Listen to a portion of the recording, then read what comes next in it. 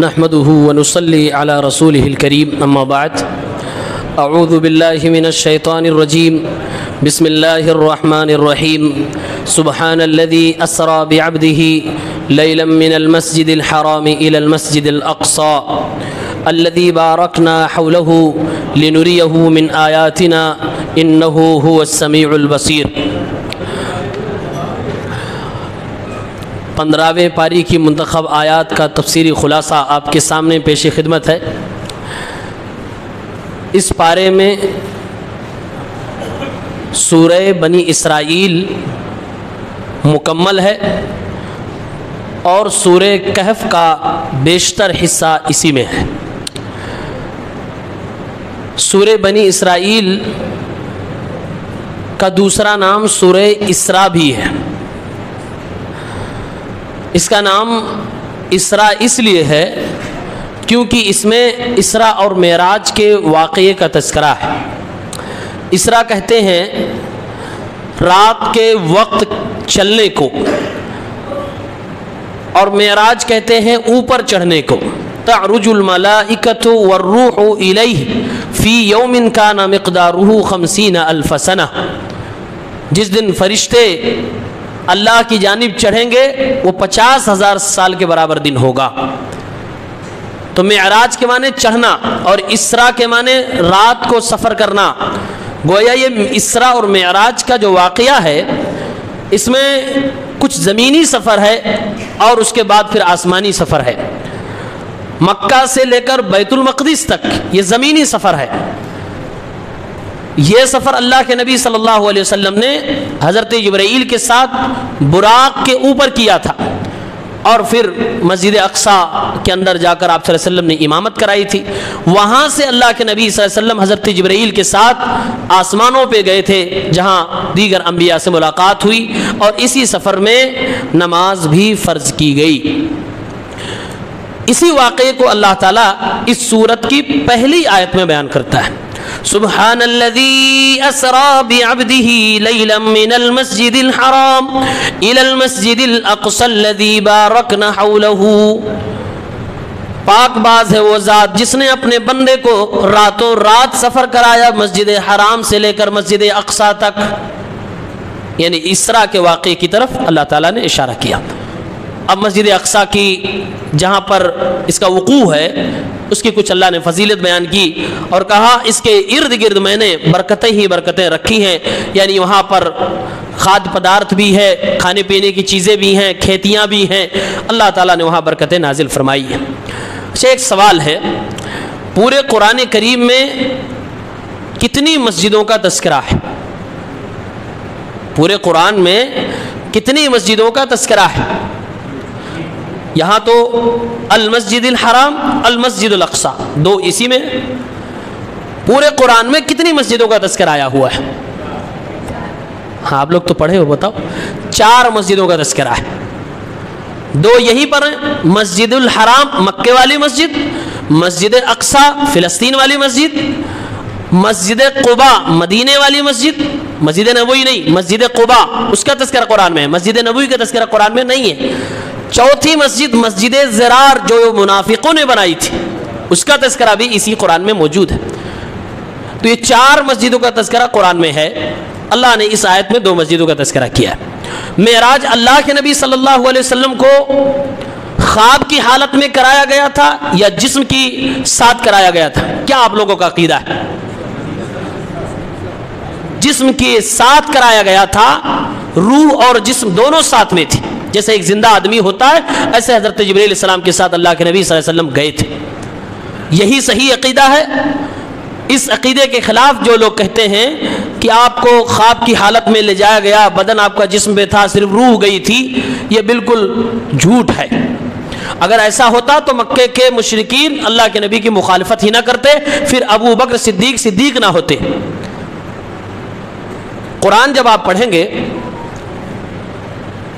تو اللہ کے نبی کا تذکرہ جہاں جہاں آئے گا، تو جہاں اللہ تعالیٰ کچھ بہت بڑے اہمیت، رتبے، مرتبے کی بات اپنے نبی کے لیے کرے گا تو اللہ تعالیٰ وہاں ایک خاص چیز اپنے نبی کا ذکر کرتا ہے کہ یہ میرا بندہ ہے۔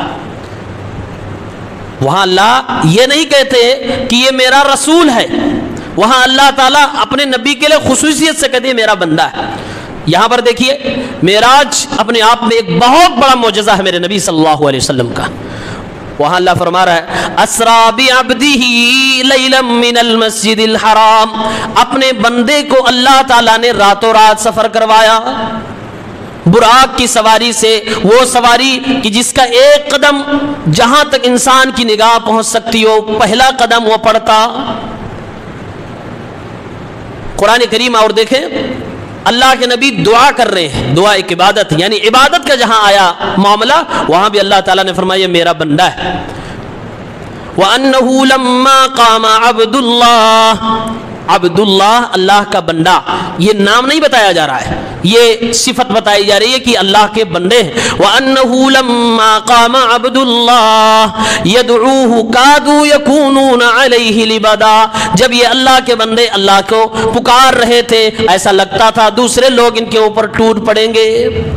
عبادت کے موقع پہ بھی اللہ نے اپنا بندہ کہا ہے، اور جب اللہ قرآن کو لے کر دنیا کو چیلنج کر رہا ہے تو وہاں بھی اپنے نبی کو بندہ ہی کہتا ہے۔ وَإِن كُنتُمْ فِي رَيْبٍ مِّمَّا نَزَّلْنَا عَلَىٰ عَبْدِنَا، اگر تمہیں شک ہے اس چیز کے بارے میں جو میں نے اپنے نبی پہ اپنے بندے پہ نازل فرمایا، عَلَىٰ عَبْدِنَا اپنے بندے پہ نازل فرمایا، تو لاؤ تم اس جیسی کوئی 10 سورت لاؤ، کوئی 1 سورت لاؤ، اس جیسا قرآن لے کے آؤ، لاؤ تو مقابلے میں لاؤ تو کوئی چیلنج پورا تو کرو۔ بڑے بڑے رتبے کے موقع پہ اللہ تعالیٰ اپنے نبی کے بندے ہونے کا تذکرہ فرماتا ہے۔ اس کا 2 فائدہ ہے، ایک یہ کہ اللہ تعالیٰ کو مخلوقات سے یہ پسند ہے کہ بندہ ہمیشہ بندہ بن کے رہے، اور یہ بندگی اور بندے کا بندہ ہونا اللہ کو سب سے زیادہ محبوب ہے۔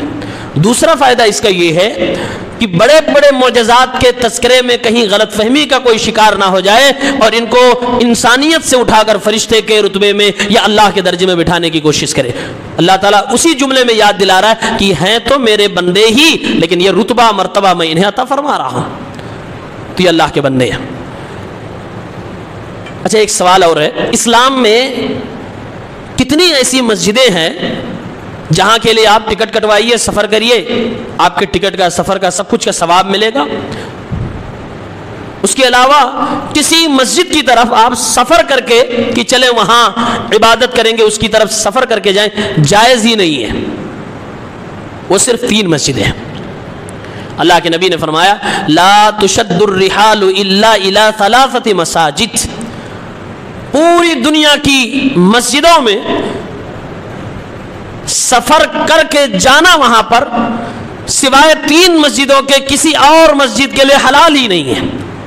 مسجد حرام جہاں 1 وقت کی نماز کا ثواب 1 لاکھ، مسجد النبوی جہاں 1 وقت کی نماز کا ثواب 1000، مسجد اقصی جہاں 1 وقت کی نماز کا ثواب کتنا 500۔ ان 3 مسجدوں کے علاوہ کسی اور مسجد کی طرف کوئی انسان سفر کر کے جائے اسلام میں جائز نہیں ہے، اور اگر مزار کی طرف سفر کر کے جائے تو، مرکز کی مسجد کی طرف جائے تو، جب مسجد جہاں اللہ کی عبادت کرنا ہے اس کی طرف سفر کر کے جانا جائز نہیں، پھر جہاں شرک کے اڈے ہوں، بدعت ہو، خرافات ہو، وہاں تو ایسے بھی جانا جائز نہیں۔ لوگوں کو سمجھنا چاہیے میلے ٹھیلے کے دنوں میں دیکھیں روڈ کیسے کیسے جام ہو جاتے ہیں، کیسے لوگ ڈھکری اٹھائے چل رہے ہوتے ہیں، پوری کی پوری بس آئی ہے، کہاں سے نہ جانے کہاں سے لوگ آتے ہیں۔ یہ سب غیر اسلامی کام ہو رہے ہیں، اور لوگ سمجھتے ہیں کہ بس لگایا ہے تو اس میں ثواب ملے گا۔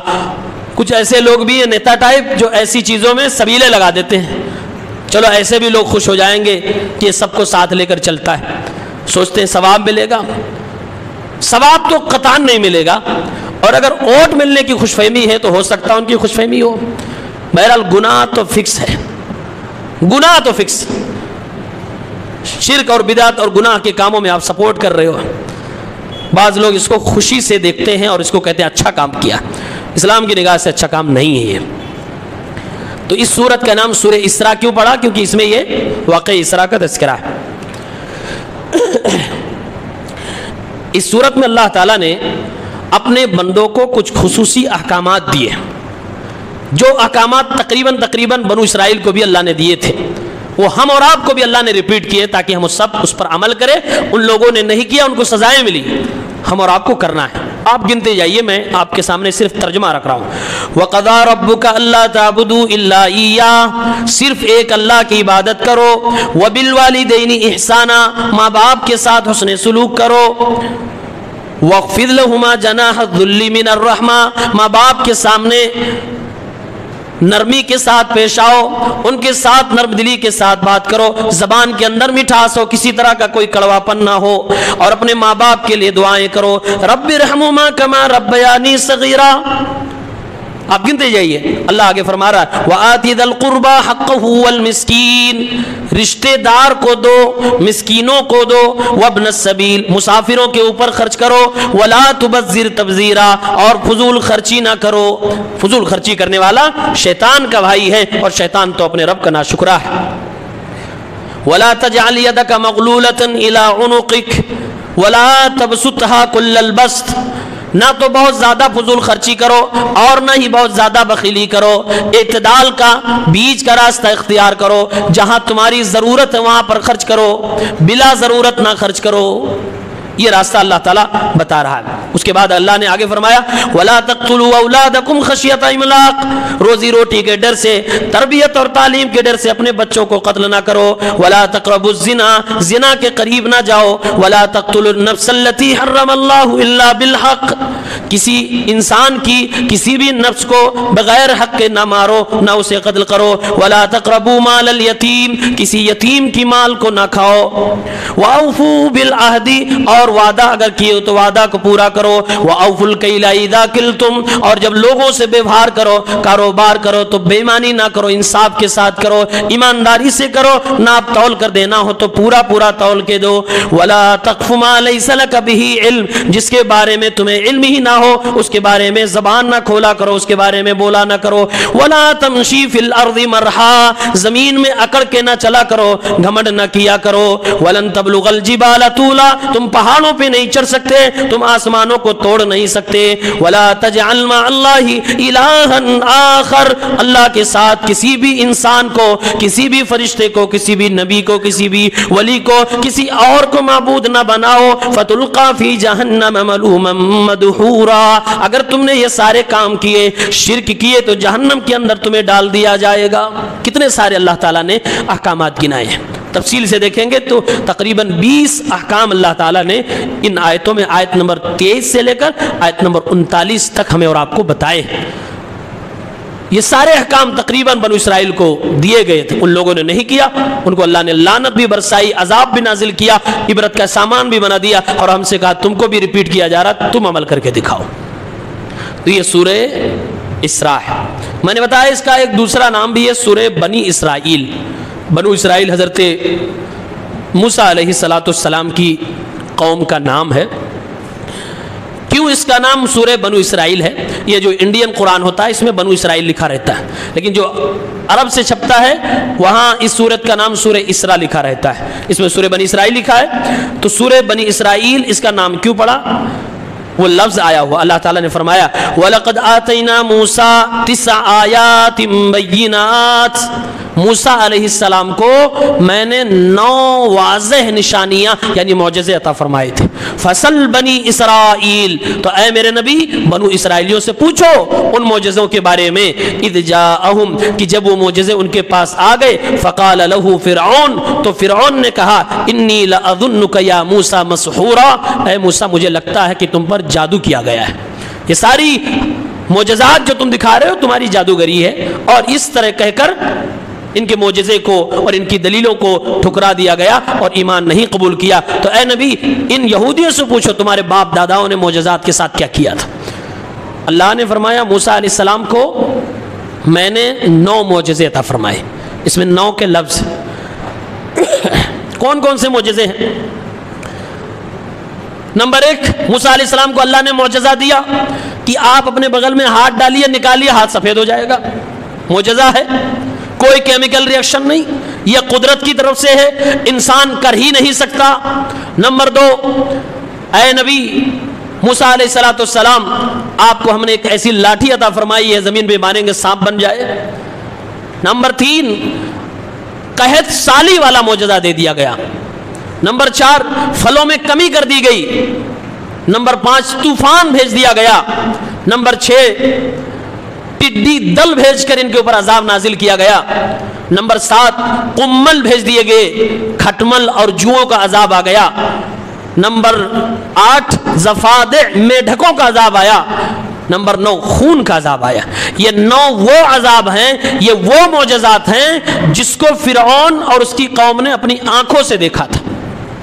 اس کے علاوہ بھی معجزات ہیں، مفسرین نے ذکر کیا ہے تقریباً 16 معجزے حضرت موسیٰ علیہ السلام کو اللہ رب العالمین نے عطا فرمائے تھے۔ ان میں سے کیا ہے؟ من و سلوہ بھی ہے۔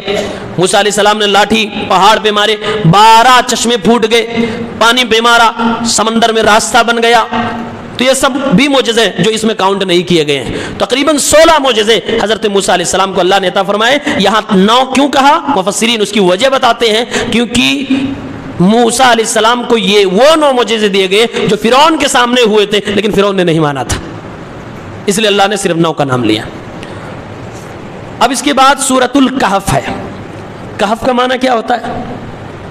کہف کا معنی کیا ہوتا ہے؟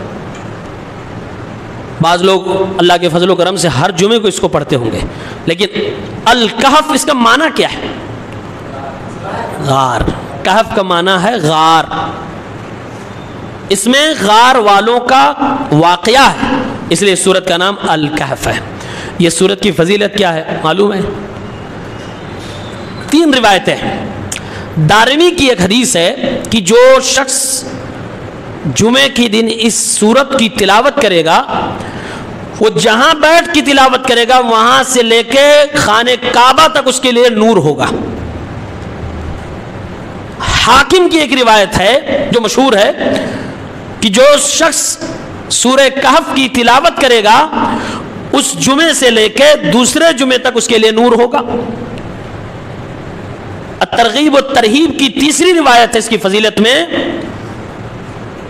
کہ جو شخص سورہ کہف کی تلاوت جمعے کے دن کرے گا اس کے پیر سے لے کے آسمان تک نور ہوگا جو قیامت کے دن اس کے لیے روشن ہو جائے گا۔ تینوں میں نور کی بات ہے، یہ اس سورت کی فضیلت ہے۔ ایک اور فضیلت صحیح مسلم کی حدیث کے حوالے سے، حدیث نمبر 809، اللہ کے نبی صلی اللہ علیہ وسلم نے ارشاد فرمایا من حفظ 10 آیات من اول سورۃ الکہف عصم من فتنۃ الدجال، رواہ مسلم۔ اللہ کے نبی صلی اللہ علیہ وسلم نے ارشاد فرمایا جس نے سورۃ الکہف کی شروعات کی 10 آیتوں کو یاد کر لیا، سمجھ کر، جس نے سورۃ الکہف کی شروعات کی 10 آیتوں کو یاد کر لیا وہ دجال کے فتنے سے محفوظ ہو جائے گا۔ قیامت سے پہلے جو دجال کا فتنہ آنے والا ہے اس فتنے سے محفوظ ہو جائے گا۔ دادا آدم علیہ السلام سے لے کر قیامت تک دجال کے فتنے سے بڑا کوئی فتنہ ہونے والا نہیں۔ اللہ کے نبی صلی اللہ علیہ وسلم فرما رہے ہیں اس کی ابتدائی شروعات کی 10 آیتوں کو جو یاد کر لے وہ دجال کے فتنے سے محفوظ ہو جائے گا، اور یہ بالکل صحیح روایت ہے۔ شارحین نے اس حدیث پہ تبصرہ کیا ہے آخر ان شروع کی 10 آیتوں میں ہے ایسا کیا؟ اگر آپ نہیں زندہ رہیں گے تو یہ ایک بہت بڑی دلیل ہے کہ حدیث صحیح ہے۔ آپ ابھی محفوظ ہو گئے، ہاں محفوظ ہو گئے، اس سے پہلے نپٹ لیا تو محفوظ ہو گئے، اس زمانے میں رہے تو محفوظ ہو جائیں گے، وہ الگ محفوظ ہونے کی دلیل ہے۔ مشارحین ذکر کرتے ہیں کہ یہ شروع کی 10 آیتیں جو ہیں اس میں اللہ رب العالمین کی قدرت، طاقت، اور خصوصاً 10ویں آیت میں اصحاب کہف کا واقعہ شروع کیا گیا ہے، اور اللہ تعالیٰ نے اصحاب کہف کے واقعے کے تعلق سے بیان فرمایا اے میرے بندو اس واقعے کو تم عجیب و غریب سمجھتے ہو، اس سے بڑی بڑی چیزیں ہونے والی دنیا میں، اس کو تم بڑا سمجھ رہے ہو۔ ام حسبت ان اصحاب الکہف والرقیم کانوا من آیاتنا عجبا، کیا تم یہ سمجھتے ہو یہ اصحاب کہف اور اس جیسے جو بھی واقعات ہوئے ہیں یہ میری عجیب و غریب آیتوں میں سے ہیں، لیکن اسی کو آخری نہ سمجھو، یہی سب سے بڑا نہ سمجھو، اس سے بڑے بڑے فتنے آنے والے ہیں، اس سے بڑی بڑی نشانی آنے والی ہے۔ حکمت بتائی شرح کرنے والوں نے، جس کو پرانے نبیوں کے معجزات کا پتہ ہوگا اور ان کے سامنے والے دشمنوں کی چالاکیوں کا پتہ ہوگا، شیطان کی مکاریوں کا پتہ ہوگا، انشاءاللہ الرحمن وہ دجال کے فتنے سے محفوظ ہوگا۔ مثلا یعنی کہ اس کو قرآن کا علم ہونا چاہیے۔ اور یہ 10 آیتوں میں اللہ تعالیٰ نے بتایا، میں مختصر ذکر کر رہا ہوں۔ اللہ تعالیٰ نے فرمایا الحمدللہ الذی انزل علی عبدہ الکتاب ولم یجعل له عوجا، تعریف اس رب کے لیے جس نے اپنے بندے پہ کتاب نازل فرمائی، اس کتاب میں ذرہ برابر کسی طرح کی کوئی کجی، کوئی ٹیڑھا پن نہیں رکھا، قیمہ، وہ کتاب بالکل درست ہے، لینذر باسا شدیدا من لدنہ، تاکہ اللہ رب العالمین کی طرف سے جو عذاب آنے والا ہے اس سے بندوں کو ڈرائے، ویبشر المؤمنین الذین یعملون الصالحات ان لهم اجرا حسنا، تاکہ مومنوں کو بشارت دی جائے کہ اگر نیک عمل کرو گے تو تمہیں بہترین اجر دیا جائے گا، ماکثین فیہ ابدا، ہمیشہ نیک لوگ جنت میں جائیں گے، برے لوگ ہمیشہ کے لیے جہنم میں جائیں گے، وینذر الذین قالوا اتخذ اللہ ولدا، اللہ رب العالمین نے قرآن کو نازل فرمایا تاکہ نبی کریم صلی اللہ علیہ وسلم ان لوگوں کو اللہ کے عذاب سے ڈرائیں جو اللہ رب العالمین کے لیے بیٹا تسلیم کرتے ہیں، یعنی مشرکوں کو ڈرائیں، ما لهم به من علم، ان کے پاس تو کوئی علم نہیں، ولا لآبائہم، ان کے باپ دادا کے پاس بھی کوئی علم نہیں، کبرت کلمۃ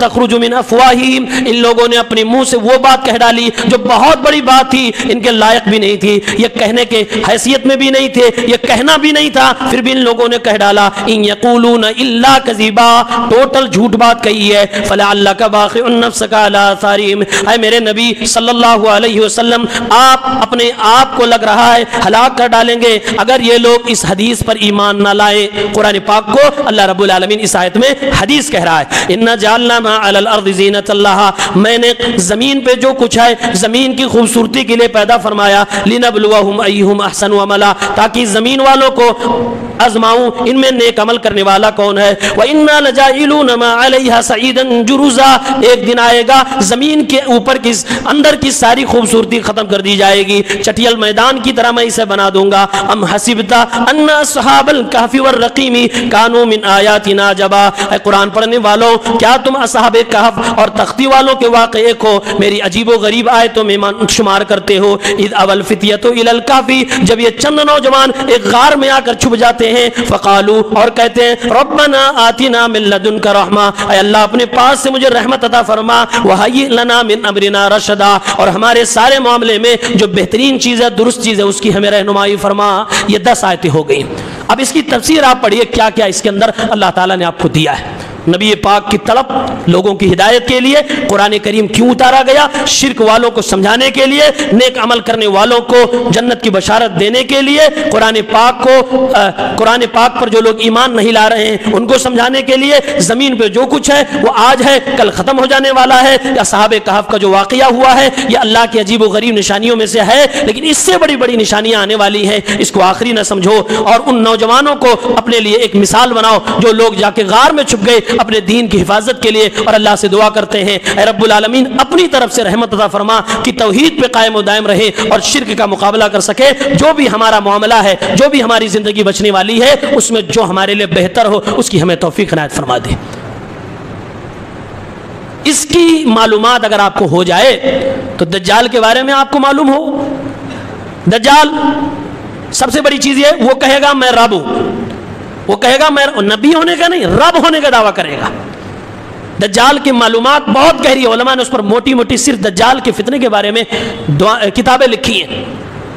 دجال کہے گا میں رب ہوں جبکہ وہ رب نہیں ہے۔ 2 بڑی نشانیاں، اللہ کھاتا نہیں، یہ کھائے گا، یہ انسانوں میں پیدا ہوگا اور یہ پیدا ہو چکا ہے، اللہ کے نبی کی حدیث بتا رہے ہیں یہ پیدا ہو چکا ہے، ایک سمندر میں جکڑا ہوا ہے، اور یہ کھائے گا بھی۔ اللہ تعالیٰ کھاتا پیتا نہیں، یہ دعویٰ کرے گا، اس کے پیشانی پہ نشان کاف فا را لکھا ہوگا، یہ اندھا ہوگا، اللہ رب العالمین اندھا نہیں ہے۔ یہ ساری اس کی نشانیاں جو اللہ کے نبی صلی اللہ علیہ وسلم نے بتائی ہیں، اور ہر نبی نے اس کے فتنے سے بچنے کے لیے اپنی امت کو سمجھایا تھا اور بتایا تھا۔ ہمارے نبی صلی اللہ علیہ وسلم نے اتنا بڑا احسان ہمارے اور آپ پہ کیا ہے کہ جو ہم نماز پڑھتے ہیں ہماری نماز کی دعاؤں میں دجال کے فتنے سے بچنے کی بھی دعا ایک سنٹنس رکھ دیا ہے، اللہم انی اعوذ بک من عذاب القبر واعوذ بک من فتنة المسیح الدجال، اے اللہ دجال کے فتنے سے مجھے بچا لے، میں اس کے فتنے سے بچنے کے لیے تیری پناہ میں آتا ہوں۔ تو ہر وقت ہم نماز میں اس کے فتنے سے بچنے کی دعا کر رہے ہیں، یہ نبی کا احسان ہے ہمارے اوپر کہ ہم اس دعا کو پڑھتے جا رہے ہیں۔ تو دجال کے فتنے سے بچنے کے لیے اس کی ابتدائی 10 آیتیں سمجھ کر یاد بھی ہونی چاہیے۔ سورۃ الکہف میں آپ دیکھ رہے ہیں شروعات کہاں سے ہوئی؟ قرآن سے۔ الحمدللہ الذی انزل علی عبدہ الکتاب، تعریف اس رب کی جس نے اپنے بندے پہ کتاب اتاری، یعنی قرآن۔ شروعات قرآن سے ہوئی۔ اس کے آخر میں دیکھتے ہیں، سب سے اخیر میں بھی قرآن کا تذکرہ ہے۔ قل انما انا بشر، اے نبی کہیے میں انسان ہوں، یوحا الیہ، میری طرف وحی کی جاتی ہے۔ کیا وحی کی جاتی ہے؟ جو آپ صلی اللہ علیہ وسلم نے دین سکھایا، خصوصاً قرآن کریم۔ شروعات قرآن سے، اس سورت کا خاتمہ قرآن پر، اور اس سورت کے اندر 4 بڑی آزمائشوں اور فتنوں کا تذکرہ ہے۔ ایک میسج دیا گیا، لوگوں اگر فتنوں سے بچنا ہے، آزمائشوں سے بچنا ہے، چاہے وہ دین کا فتنہ ہو، چاہے وہ مال کا فتنہ ہو، چاہے وہ علم کا فتنہ ہو، چاہے وہ اقتدار و حکومت کا فتنہ ہو، اگر ان سب سے بچنا ہے تو اس کتاب سے تمہیں جڑنا پڑے گا، ورنہ تم نہیں بچ سکتے ہو۔ اس لیے شروعات بھی قرآن سے اور اختتام بھی قرآن سے ہوا۔ وہ 4 فتنے اس میں کیا بیان ہوئے؟ دین کا فتنہ، یعنی دین کے طور پر، دین کے اعتبار سے ہر انسان کو آزمایا جاتا ہے۔ آپ کتنے پکے دیندار ہیں، اللہ آپ کو چیک کرتا ہے، آزماتا ہے۔ لِيَبْلُوَكُمْ أَيُّكُمْ أَحْسَنُ عَمَلًا، کون ہے جو ٹکتا ہے اور کون ہے بھاگ جاتا ہے، کون ہے جو اچھے اعمال کر کے دکھاتا ہے اور کون ہے سستی کرتا ہے، وہ سب کچھ اللہ چیک کرنے والا ہے۔ اور اس کی دلیل کیا ہے؟ یہی اصحاب کہف ہے۔ اصحاب کہف کون ہے؟ یہ سب نوجوان، بعض لوگوں نے تعداد بتائی ہے 9 نوجوان تھے، 6 سے لے کے 9 تک کی یہ نوجوانوں کی ایک ٹیم تھی۔ ان لوگوں نے کیا کیا تھا؟ ان کے پورے ماحول میں شرک پنپ رہا تھا، اور شرک اتنا گہرائی جڑ پکڑ چکا تھا کہ نوکر سے لے کے حاکم تک سب شرک میں ڈوبے ہوئے تھے۔ ایسے ماحول میں کوئی توحید کی آواز اٹھا سکے، ہمت ہوگی؟ نہیں ہو سکتی ہے۔ اللہ تعالیٰ نے ان نوجوانوں کے دلوں کو مضبوط کیا۔ اللہ نے کہا وَرَبَطْنَا عَلَىٰ قُلُوبِهِمْ، ہم نے ان کے دلوں کے اوپر ایک بندھن باندھ دیا، یعنی دلوں کو ہم نے ان کے مضبوط کر دیا۔ اور یہ لوگ بادشاہ کے سامنے جو کہ شرک کا علم بردار تھا، جا کر کہنے لگے ربنا رب السماوات والارض، ہمارا اور تمہارا رب آسمانوں زمینوں کا رب اللہ رب العالمین ہے، لن ندعو من دونہ الہا، اس کو چھوڑ کر کسی اور کی عبادت ہم نہیں کر سکتے۔ اعلان کر دیا۔ اب بادشاہ کے خلاف اب گئے، بادشاہ نے ان کے اوپر کام لگا دیا۔ کام جب لگایا تو یہ اپنی جان کی حفاظت کے لیے ایک غار میں گئے، اور غار میں جا کر چھپ جاتے ہیں۔ وہاں پر کئی سال تک وہ لوگ سوئے رہے۔ اللہ تعالیٰ کا ان کے اوپر ایک کرشمہ ظاہر ہوا، اور اللہ تعالیٰ نے ان سب کی حفاظت فرمائی، جو پورا واقعہ اس کے اندر ذکر ہے۔ معلوم یہ ہوا کہ ان نوجوانوں کے دین کی آزمائش کی گئی، اور وہ لوگ ایک فتنے کے شکار ہو گئے کہ حاکم ان کے پیچھے پڑ گیا ہے۔ اب دین کی حفاظت کر کے اپنی دین حفاظت کریں، اپنی جان کی حفاظت کریں، یا پھر وہ پھر سے مرتد ہو جائیں، کنورٹ ہو جائیں، اور اسی شرک کی دنیا میں مستی کرنے لگے۔ تو ایک سبق دیا گیا، دین کی حفاظت کا ذریعہ یہ ہے کہ تم اپنے آپ کو اللہ سے جوڑ کے رکھو، اور پھر ان گندگی کی جگہوں سے دور ہو جاؤ۔ اس لیے لوگ وہ بستی چھوڑ کے، شرک والی دنیا چھوڑ کے غار میں چھپ گئے اور اپنے اللہ سے جڑ گئے۔ تو یہ علاج بتایا گیا۔ تو پہلا فتنہ دین کا فتنہ تھا۔ دوسری آزمائش مال کی آزمائش۔ اللہ تعالیٰ نے اسی صورت میں 2 لوگوں کی مثال دی ہے، ایک مالدار تھا اور ایک غریب تھا۔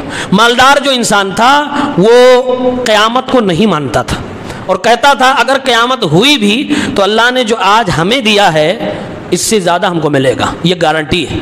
آج بھی لوگ کہتے ہیں نا اگر اللہ ہم سے ناراض ہوتا تو اتنا سب تھوڑی دیتا، یہ کوئی ضمانت ہے؟ نہیں۔ وہ مالدار انسان کیا کہتا؟ اللہ تعالیٰ نے فرمایا، وہ کہہ رہا تھا ما اظن ان تبید هذه ابدا، آج جو سلطنت ہمارے پاس ہے مجھے نہیں لگتا کہ یہ سب کچھ مٹے گا، یعنی ہمیشہ کے لیے میرے پاس، اب ہمیں کوئی مٹا نہیں سکتا۔ دوسری بات وما اظن الساعة قائمہ، مجھے نہیں لگتا کہ قیامت کوئی قائم ہونے والی آنے والی چیز ہے۔ تیسری بات وَلَئِن رُدِدتُّ إِلَىٰ رَبِّي لَأَجِدَنَّ خَيْرًا مِّنْهَا مُنْقَلَبًا، اور اگر قیامت آئی بھی، اللہ کے پاس میں گیا بھی، تو جو ملا ہے اس سے زیادہ ملے گا ہمیں۔ یہ 3 بات وہ کہتا تھا۔ اور اپنے باغ میں گیا، انشاءاللہ بھی نہیں کہا، اس نے کیا کہا؟ یہ مٹے گا نہیں، انشاءاللہ بھی نہیں کہا۔ اور غریب آدمی کو چڑھا رہا تھا۔ کیسے؟ اللہ نے کہا، اس نے غریب آدمی سے کہا انا اکثر منک مالا واعز نفرا، سنو غریب آدمی، تم سے زیادہ مال ہمارے پاس ہے، اور تم سے زیادہ حواری مواری میرے پاس، تم سے زیادہ عزت دار ہوں، تم سے زیادہ پیسے والا ہوں میں، مال ہمارے پاس ہے۔ یہ اس کا گمن غرور تھا، غریب آدمی اس سے کہتا ہے چل بھائی جو بھی تجھے اللہ نے عطا فرمایا ہے، لیکن تو اپنے ان باغات میں اپنے دولت کی اس دنیا میں جب گھستا ہے اور اس طرح کی باتیں جب بولتا ہے تو انشاءاللہ کہہ لیا کر، یا کیوں نہیں کہتا ہے؟ اور سن آج ہمیں تو چڑھا رہا ہے، کل کو اللہ تعالیٰ ہو سکتا ہے تجھ سے بہتر مجھے عطا فرما دے، کوئی اللہ رب العالمین کے یہاں بعید نہیں۔ اور یہ بات یاد رکھ، تو قیامت کا انکار کر رہا ہے، تو کفر کر رہا ہے، تو شرک کر رہا ہے، میں اپنے رب کے ساتھ کبھی شرک نہیں کر سکتا۔ یہ اس غریب آدمی نے بات کی اور نتیجہ یہ ہوا کہ اس مالدار آدمی کی ساری دولت کو اللہ تعالیٰ نے تہس نہس کر دیا اور پورا سب کچھ برباد کر دیا۔ تو اس کے ذریعے سے ایک پیغام دیا گیا کہ کبھی کبھی انسان کو مال کے ذریعے سے فتنے میں مبتلا کیا جا سکتا ہے، اس کے لیے بھی انسان کو تیار رہنا چاہیے۔ علاج کیا ہے؟ علاج یہ ہے کہ کبھی بھی انسان مال کتنا بھی ہو جائے لیکن اس کو ہمیشہ جھک کے رہنا چاہیے، غرور میں گھمنڈ میں مبتلا نہیں ہونا چاہیے۔ تیسرا فتنہ اس میں علم کا فتنہ ہے۔ موسیٰ علیہ السلام اور حضرت خضر کا واقعہ ذکر کیا گیا۔ موسیٰ علیہ السلام نے اپنے کسی متبع فالوور سے کہا کہ اس وقت روئے زمین پر میں ہی سب سے زیادہ علم والا ہوں۔ اللہ کو یہ بات پسند نہیں آئی۔ اللہ تعالیٰ نے فرمایا اے میرے پیغمبر موسیٰ علیہ السلام، ایک میرا اور بندہ ہے اسی وقت زندہ ہے جس وقت آپ زمین پہ ہیں، اس کے پاس جائیے، اس کو میں نے خصوصی علم عطا فرمایا ہے جو آپ کے پاس نہیں۔ اب حضرت موسیٰ کو جب یہ بات معلوم ہو گئی، نبی تو نبی ہوتے ہیں اور نبی ہمیشہ علم کا متلاشی ہوتا ہے، علم کا پیاسا ہوتا ہے، ایک اور کوئی ہے جو مجھ سے زیادہ جانتا ہے، فوراً تلاش میں نکل گئے کہ جب تک اس سے ملاقات نہیں ہو جاتی میں چین سے بیٹھوں گا نہیں۔ ڈھونڈتے ہوئے گئے، اللہ نے نشانی بتا دی کہ اپنے ساتھ مچھلی لے کے جاؤ، جس وقت مچھلی آپ کے پاس سے غائب ہو جائے سمجھ لینا کہ وہیں وہ میرا بندہ ملے گا، اور وہیں پر جا کر حضرت خضر سے ان کی ملاقات ہوتی ہے۔ اللہ نے فرمایا فوجد عبدا من عبادنا، یہ لوگ گئے، یعنی موسیٰ علیہ السلام کے ساتھ ایک آدمی اور تھا، کہا یہ دونوں گئے اور میرے ایک بندے کو وہاں پر پاتے ہیں، یعنی حضرت خضر کو، آتیناہ رحمۃ من عندنا، ہم نے اپنے پاس سے اسے رحمت عطا فرمائی تھی، وعلمناہ من لدنا علما، اور اپنے پاس سے اسے اسپیشل علم عطا فرمایا تھا۔ موسیٰ علیہ السلام ان کے پاس جاتے ہیں، موسیٰ علیہ السلام پہلے جانتے تھے یہ مجھ سے زیادہ علم والا ہے، فوراً موسیٰ علیہ السلام تواضع ان کے ساتھ کہتے ہیں سنیے ہم آپ کو فالو کریں گے اس شرط پہ کہ آپ مجھے جو آپ کے پاس علم ہے سکھائیں گے۔ تو انہوں نے کہا آپ صبر نہیں کر پائیں گے، بولے کہ صبر کر لوں گا انشاءاللہ الرحمن، کہا کہ ٹھیک ہے صبر کریے، یہ شرطیں ہیں کہ جو کچھ بھی میں کروں گا آپ سوال نہیں کریں گے، آپ سوال نہیں کریں گے، میں خود بتاؤں گا کہ میں نے یہ کام کیوں کیا ہے۔